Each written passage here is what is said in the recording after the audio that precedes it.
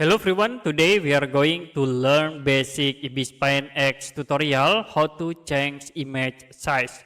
So as example, I will insert image. You can go to layer, click this photo icon, and I will insert this image.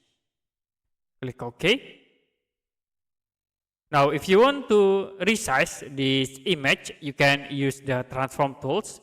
Select the image layer and then click the transform tools. So you can see we can increase the size by using this X transition to move, or you can click at this point to increase or decrease the image size. Another option, you also can use the perspective form. You can move the vertex in it in vertical or horizontal.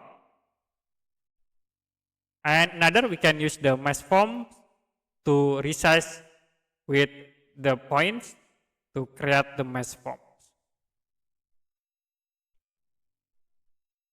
Okay, that's it for basic Ibis Paint X tutorial, how to resize image. If you have any question about tutorial, you can comment below this video.